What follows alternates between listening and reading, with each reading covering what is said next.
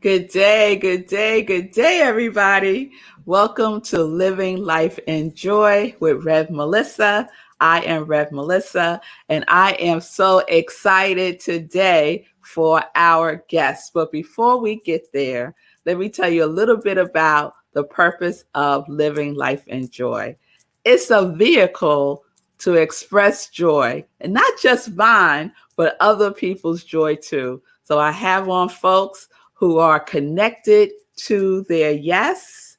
And if you did not see last week's show, you missed a lot because last week, Sekou welcomed in September with a celebrity guest, Keith Major. He is a celebrity photographer. And what keeps resonating, I keep sharing this with folks, what keeps resonating for me from that show is his quote when he said, God is the artist and he sees people through the lens of love. So that's what we're talking about this month. The theme for September is love. Love is the theme for September. I just made that up, y'all. Did y'all like that? Yes, yes. I said, yes, let's make it love. Let's make it love. So that's what we're going to do. So welcome to Living Life in Joy. We have a sprinkle of Sunday in praise. And so let's get to it. Let's go, set, ready.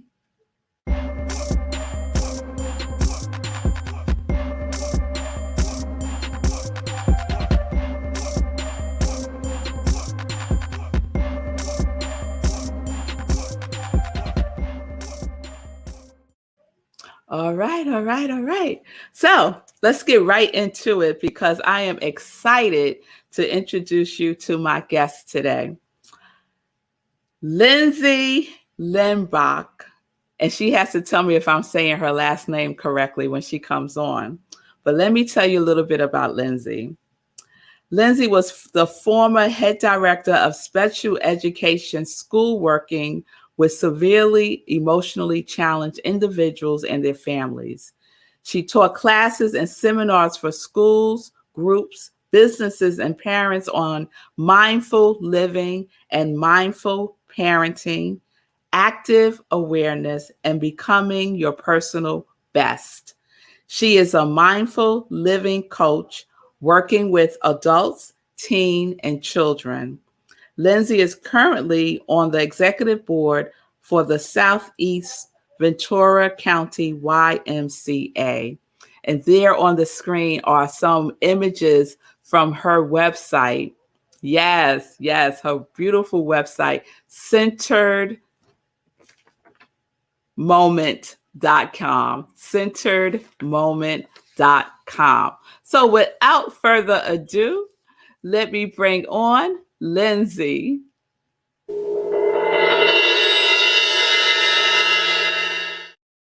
And we have a drum roll. Hey, Lindsay. Hi, everyone. It's great to be here. Oh, it's so wonderful to have you on the show. And we got a special guest with us. Yep, this is Buster. He lives life in joy, and he says yes all the time. I love it. Well, I think Davy, my cat, is, I don't know, somewhere hiding right now. But it's good to see you, and it's good to see Buster. And so let's just get into it. Well, Reverend Melissa, I have to tell you something. Yes. In 6th grade, I changed schools and I introduced myself, everyone, and I told everyone my name was Lindsay Love Leimbach. That is not my name, but I made my middle name Love. To this day, my high school friends always are like, how's it going, Love? You see? Live. You see that? Yes. One mind. That is one mind right there. Like, I did not know that. And what's our theme that I just made up today? That's right, that you just made up, Love. So Lindsay Love Leimbach has to be the first person for the new theme. I love it. Lindsay Love Leimbach is our special guest today. And I love that you refer to yourself, Lindsay, as a mindful living coach. What does that mean for you? Well, for being a mindful living coach is someone who works with people in the present moment without judgment, right? Isn't that what mindfulness is? Is being really that awareness that you talk about, being aware of what's going on and centering yourself in that divine spirit, not in that human judgment where you have worry and anxiety, but where you can actually see the highest best for other people and for yourself. And sometimes people get trapped and they get into that old mind, those old tape recordings you talk about so often. So I help people realize, listen, you're in those old tape recordings. What is really speaking in your heart? What is speaking in your heart? Let's listen. And to listen to your heart is to be mindful, to be in the present moment, and to be interconnected. So that's what I help people do. And you work with all ages. All ages. So just so you know, my background, as you were saying, is in special ed. And actually, I know, one of the questions you were going to ask me is like, what is one of the things, how do you state it? What is one of the joyful? So the won't he do it? Won't he do it question, right? The won't he do it question. When I was a little girl, when I was in first grade, I couldn't read anything. And I used to cry and hide under the tables in school. I was in public school, and the teacher thought I was definitely, maybe even mentally delayed, called my parents up, and they knew that wasn't right, but they got me tested, and it turned out I'm severely dyslexic, and I went to a special ed school. And from there, I did that. I went into regular ed school, but I had therapists and psychologists and all these people that supported me. Well, to make the long story really short, I ended up becoming a special ed teacher. And then they asked me, would I be the principal of the school?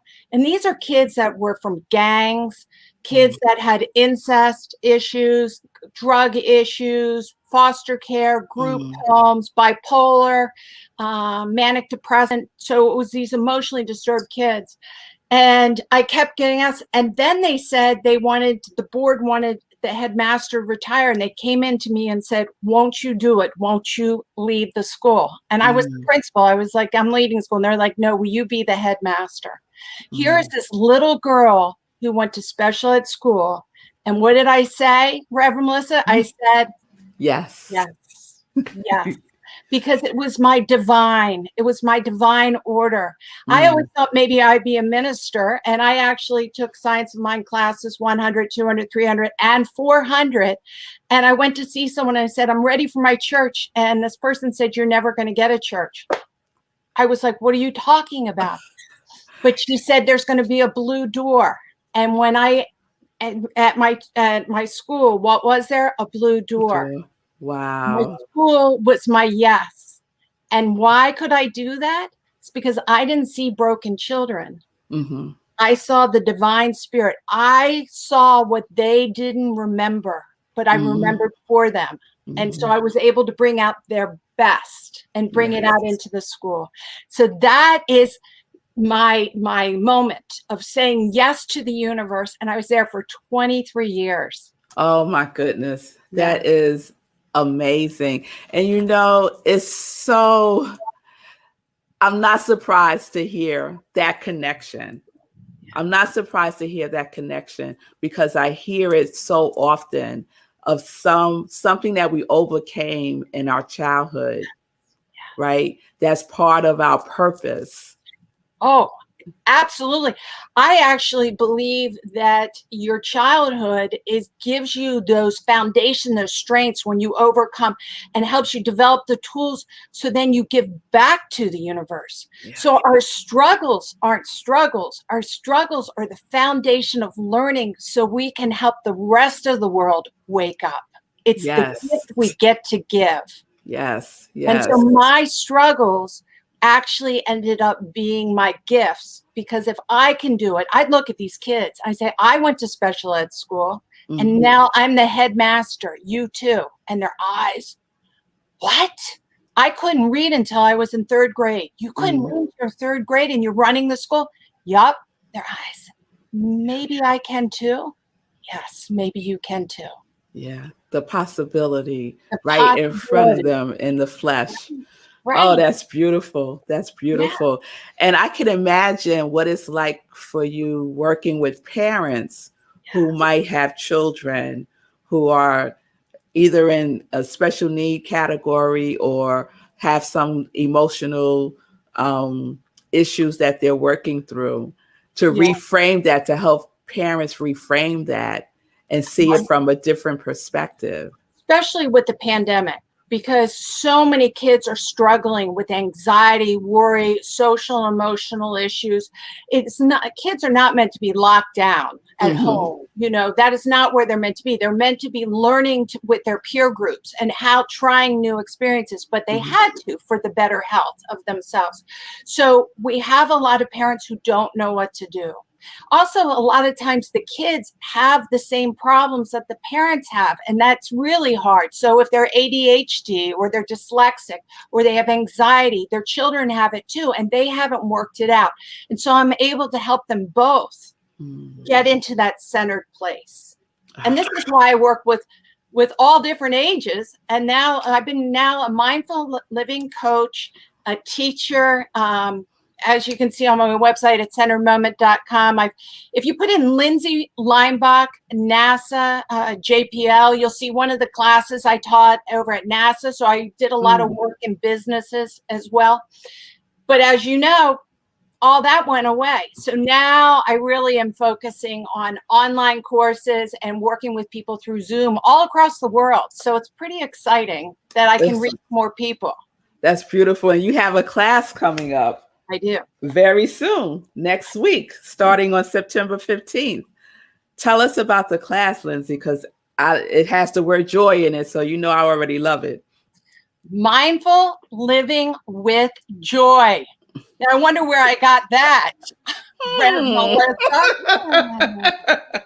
Someone who I want to tell everyone, I watch Rev Melissa and Sekou Monday through Friday at 7:30, and they are my juice to get going. I come up with wonderful ideas. So there's a wonderful book, The Book of Joy by the Dalai Lama and Desmond Tutu. And they talk about how do you bring joy into your life. And I really, like you, believe that joy is something that we can have no matter what else is going on. Yes. And they come down and they say that they have 8 pillars. I just want 4 quality of the mind and 4 quality of the heart. Now, Rev Melissa, you've talked about every one of these: perspective, humility, humor, acceptance, forgiveness, gratitude, compassion, and generosity. Those are the 8. And so I bring in a workshop format for the Zooms and where we work through these 8, because joy is a byproduct of your thinking. Yes, it is. See, people want to go buy joy or buy happiness or go out and get it. No. It's what you bring through you: generosity, forgiveness, kindness, love, all these things that you teach every single day. All those, when you actually bring and train your mind into that centeredness, then the byproduct is joy. Yes. You have joy. Yes. And Lindsay, you made me think about, I was having a conversation yesterday. I was being interviewed, and the person that was interviewing me said, you're so happy. You are so joyful. Right. And it was around ministry. And so she said, but it's not appropriate all the time. Right. And I was like, what's not appropriate all the time? She said, joy. It's not appropriate all the time. I said, well, tell me a time when it's not appropriate. So she said, well, if someone comes to you and they're grieving, it wouldn't be appropriate for you to be so joyful.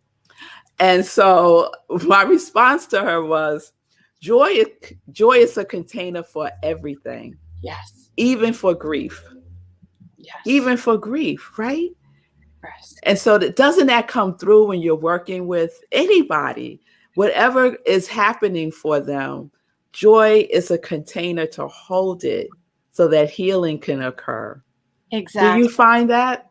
Yeah, I do find that a lot. And a lot of times in psychology, they say that there's 4 emotions. There's anger, there's sadness.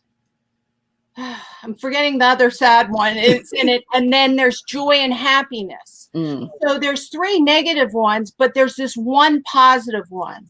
And the body naturally will go into the negative, but what meaning to keep yourself safe out of flight, or fear response.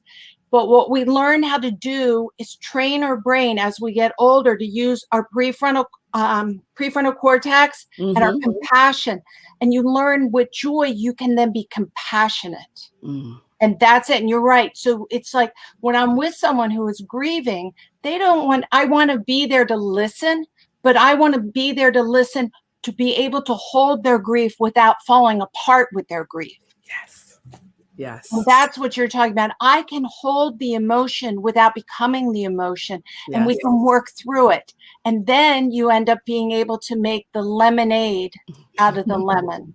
Yes. Right? Yes. Right? Isn't that what it's about? Because you talk about how your past and, your relationship with your father and stuff was a lot of pain. But you don't speak about that as if you should be in remorse and upset about it. You now realize it was the process of becoming who you are. Exactly. And who you are is a joyful person.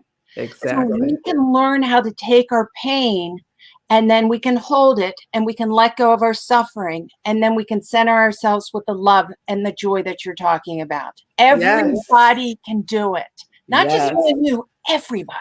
Everybody. And that's what's so wonderful about it. Thank you, Sekou. Hold the emotion without becoming the emotion. Yes. So what can folks expect from the class that you're taking? So it's next Wednesday. So give us the details. Okay. It's next Wednesday. It's on Zoom. Okay. It's at 2:00. I'm in California. So 2:00 my time, East Coast, that would be 5:00. It's for 4 classes, and I do tape them because sometimes people can't make it, and then I send them the tape.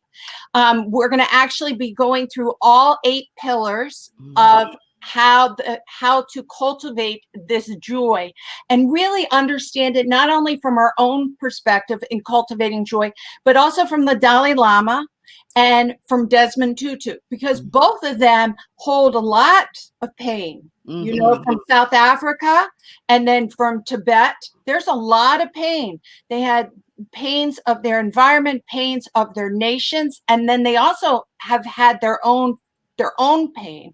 When Desmond Tutu made this book, he actually had prostate cancer and was in a lot of pain. He was 84 and the Dalai Lama was 80. So they talk about aging and so forth. We can hold joy no matter what's going on. With cancer, we can hold joy. With aging, we can hold joy. With knowing that other people are suffering, we can hold joy. And they talk about fierce compassion. So we're going to talk about how do you get to fierce compassion instead of rage or suffering. So we're going to work through these together, and we'll have a dialogue on Zoom. Oh, that sounds wonderful. So if folks want to register, how would they do that? Just go to centeredmoment@gmail.com, or you can and email me and just say, I'm interested, and I'll send you all the information. So centeredmoment@gmail.com. Just say, and I want you to know that I have a sliding scale. So if for some reason, you're like, I don't know if I can afford it or whatever, don't worry. I have a sliding scale. I will work with everyone.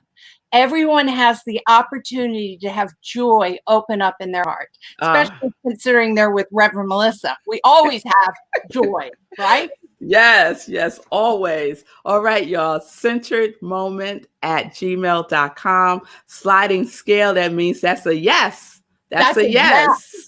That is a yes. So let's get into some joy questions here.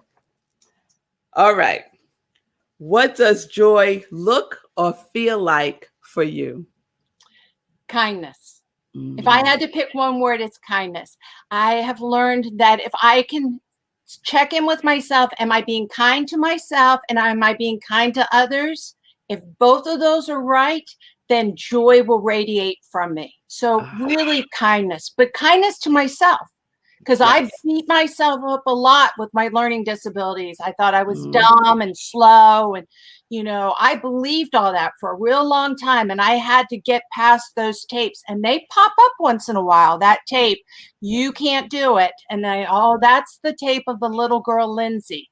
Be kind to her, but also remind her that you can do it. You can say yes. Yes.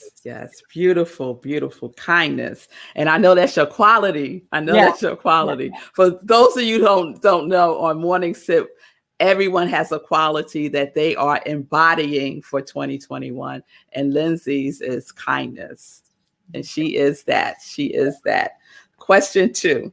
I say I'm living life in joy. What are you living life in? I'm living life in awareness. And it's awareness and mindfulness. I think, mindfulness is awareness, but I am really into making sure that I'm seeing what's going on without casting that judgment.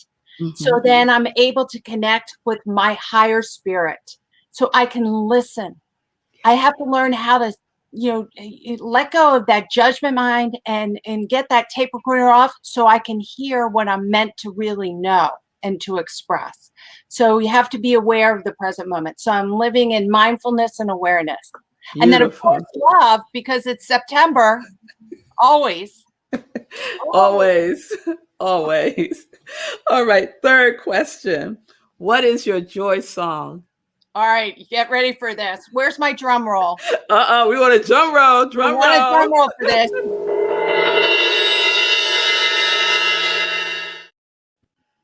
All right, this is it. It's Happy Birthday. No, it's not. Yeah, it is. Okay. Let me tell you why. Okay. When the kids, especially when my little kids at Park Hill, at the school I worked at, when they would be so upset, they would fight and they would hit and they would cry and they would get in the fetal position. And then when the staff didn't know what to do with them, we'd have walkie-talkies. And they say, Lindsay, you need to come to room 6, whatever. Mary Beth is in the corner and she won't even look up. So I'd come in and I'd get really low, get close to her, but not too close because she'll hit you. And I started to sing happy birthday to her. Happy birthday to you. And she would look at me and she'd be like, what are you doing, crazy lady? Right? What are you doing? But see, happy birthday for most people, and I won't say for everyone, is a positive song that they know. And even children that are suffering, they know that song. And what I did was pick a song I knew they knew, and their brain would shift into positive. And they would say, it's not my birthday. And I would say, I know it's not your birthday, but I really like the song. And I keep singing it. And they couldn't help but start singing the song. And it brought in humor, which is one of the pillars that in the Book of Joy. To bring out and cultivate joy is to bring out humor. And they'd start to smile. Yeah. As soon as you got them starting to smile and shift out of it, it means that worried anxiety mind would relax, and the higher level and compassion they could start hearing. And then I could start talking to them. So happy birthday, even when it's not your birthday, will shift you out of anxiety into more of a pleasant place with pleasant memories. So really it is a joyful song for most every person. Oh, that's so great. Now, every time I hear happy birthday, I'm going to think about that. That is so good. That is so good. You run into someone and they're having a real bad day, just start singing them happy birthday. I mean, it will make them kind of smile, shift, think you're crazy in a humorous way. But what you're doing is you're actually helping them release, like endorphins and serotonin and things like that, and letting go of the cortisol from the stress. And then when they get there, then you can have that meeting of the minds and start helping them connect out of worry into divine spirit. Oh, beautiful, beautiful, beautiful, and a wonderful place to end this conversation. Oh my goodness. Because you think about happy birthday, it's based in love. Exactly. It's based in love. It's based in celebration. It's based Yes. in loving and saying yes to life. Yes, And yes yes, yes. to life. Well, Lindsay Love, thank you so much for being my special guest today. Oh, thank I you. certainly appreciate it. Everyone, if you want to get some of this joy that we're talking about, please sign up for Lindsay's class. It starts on this Wednesday, September 15th. You can go to centeredmoment@gmail.com and just tell her yes. Just tell her yes. Thank you Thank you, so much. Lindsay. Blessings to you all. Blessings. See you soon. Oh, that was so wonderful. Thank y'all. Thank y'all, Lindsay. So, again, our theme is love. And so I want to go right into our joy quote because the joy quote was inspired by the fact that Lindsay is teaching this class based on the book written by Desmond Tutu and the Dalai Lama. So I found this quote, and the quote says, "Happiness is not something ready-made. It comes from your own actions." Happiness is not something ready-made. It comes from your own actions. So we have to be involved, right? Happiness is not something that happens to us, right? It's an activity that we get to engage in, right?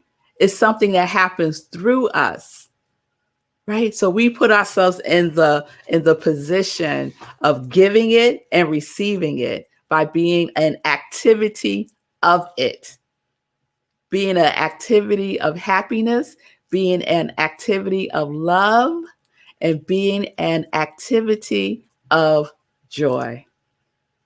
All right. All right, y'all. So to close the show, I just want to remind folks that Monday, we will be starting a new series on Morning Sip with Rev Melissa. We did 2 weeks of Parable. And if you missed it, you missed it. So please go back and check out the replay. We ended with parables that were created by members of the Congregation of Joy from Morning Sip. Nan, Julian, and Sekou all wrote beautiful parables with deep, deep lessons and learnings. So please check those out. Wednesday, Thursday, and Friday show from last week.